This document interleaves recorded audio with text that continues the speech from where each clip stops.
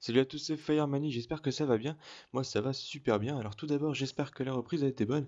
Je vous souhaite du courage pour cette année scolaire et surtout de la réussite. Aujourd'hui, je vous présente un nouvel épisode de Lycée, donc l'information culturelle inutile, construit différemment du premier épisode puisque nous étudierons en profondeur plusieurs thèmes, alors que dans le premier épisode, je ne faisais qu'énumérer des lois du thème, donc c'était les lois du monde, qui étaient un peu débiles.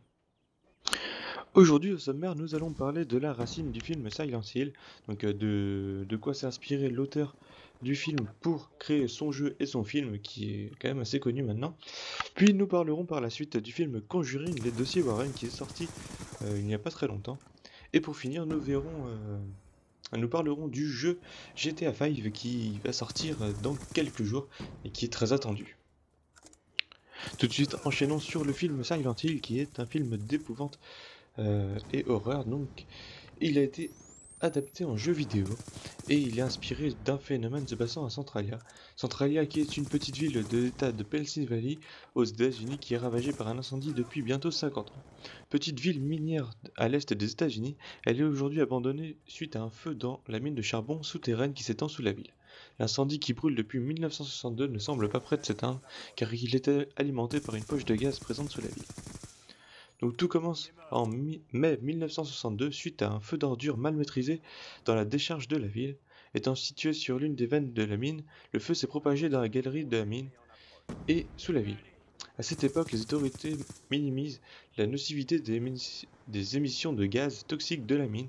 Aujourd'hui, le sol est devenu instable et se dérobe sous vos pieds.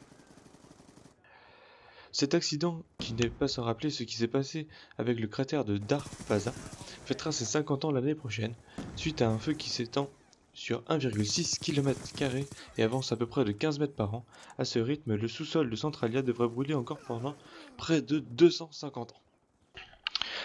Maintenant, parlons de Conjuring, donc sorti le 21 août 2013 et réalisé par l'américain James Wan. Conjuring, les dossiers Warren, donc le nom complet, vient révolutionner l'esprit du film d'horreur en offrant un chef-d'œuvre aussi terrifiant que bien tourné. Donc voici le synopsis. Des esprits terrorisent les habitants d'une ferme en Nouvelle-Angleterre. Avant Amityville, il y avait Harrisville. The Conjuring raconte l'histoire horrible mais vraie d'Ed et Lorraine Warren, enquêteurs paranormaux réputés dans le monde entier, venus en aide à une famille terrorisée par une présence inquiétante dans leur ferme isolée. Contraints d'affronter une créature démoniaque d'une force redoutable, les Warren se retrouvent face à l'affaire la plus terrifiante de leur carrière. Donc moi j'ai vu ce film et j'ai jamais eu aussi peur d'un film. Il dure 1h51. Il est interdit au moins de 12 ans. Mais franchement, si vous avez un enfant de 12 ans, n'emmenez pas voir ce film, il sera terrorisé.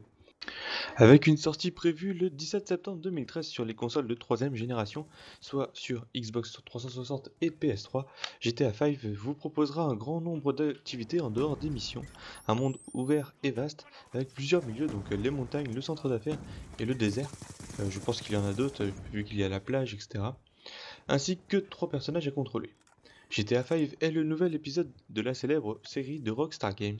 L'histoire du jeu se déroulera à Los Santos, une ville inspirée de Los Angeles, et l'on pourra visiblement incarner plusieurs personnages. La particularité de GTA 5 est de proposer 3 personnages avec lesquels il sera possible de jouer. Michael, Franklin et Trevor sont donc les héros du jeu, et le joueur pourra switcher d'un personnage à l'autre sans le moindre souci. Après avoir premièrement divulgué une vidéo présentant ce mode de jeu, donc le mode solo dans son intégralité, Rockstar Games nous a craché le côté online dans une seconde vidéo. Celui-ci semble plus varié que les modes online des autres GTA, puisqu'il sera possible d'acheter des maisons, de jouer en bourse, même dans le mode solo d'ailleurs, et de faire vos propres cartes de deathmatch ou de course. Donc vous pourrez choisir l'emplacement des armes que vous voudrez placer sur la carte. Vous aurez toujours les modes que vous retrouverez, enfin que vous avez retrouvé dans le GTA 4, donc c'est-à-dire le Mafia, etc. Et là vous pourrez d'ailleurs partager vos appartements avec vos amis. Et voilà, nous arrivons à la fin de cet épisode de ICI, donc l'information inutile. N'hésitez pas à partager un maximum la vidéo, à mettre un petit commentaire si ça vous a plu, ou si même vous avez des idées de thèmes pour la prochaine fois. Donc laissez un commentaire, mettez un petit pouce vert, ça m'aide énormément.